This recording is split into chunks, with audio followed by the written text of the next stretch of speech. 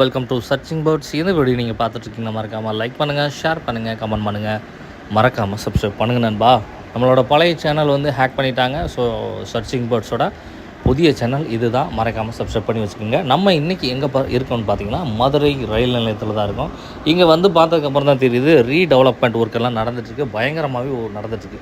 பார்க்குறதுக்கு ஒரு பிரம்மாண்டமாக இருக்குது. இப்போ பார்க்குறதுக்கு எனக்கு பிரம்மாண்டமாக இருக்குது. என்னடா இவ்வளோ பெருசாக இருக்குது, இவ்வளோ அடுக்குமாடிலாம் இருக்குது, இதுக்குள்ளே என்னென்னலாம் வரப்போகுது, ஏகப்பட்ட திட்டங்கள் இருக்குது அப்படின்னு சொல்லிட்டு நினச்சேன். ஸோ அதன்படி தான் உண்மை தான். அதாவது பார்த்திங்கன்னா மதுரை ஜங்ஷன் வந்து ரீடெவலப்மெண்ட், அதாவது பார்த்திங்கன்னா ஏபிஎஸ்எஸ், அதாவது அம்ரித் பாரத் ஸ்டேஷன் ஸ்கீம் அப்படின்னு சொல்லக்கூடிய ஒரு ஸ்கீமில் தான் அது வந்து நவீனப்படுத்துகிறாங்க. இது என்ன சொல்கிறாங்கன்னா, இது வந்து ஃபுல் அண்ட் ஃபுல் ஒரு ஏர்போர்ட்டுக்கு நிகரான வசதிகள் இருக்கக்கூடிய ஒரு ரயில் நிலையமாக மாறும் அப்படின்ற மாதிரி சொல்லியிருக்காங்க. இது பார்த்திங்கன்னா பிப்ரவரி 2023 ஸ்டார்ட் பண்ணியிருக்காங்க. கிட்டத்தட்ட 1275 ரயில் நிலையங்களை வந்து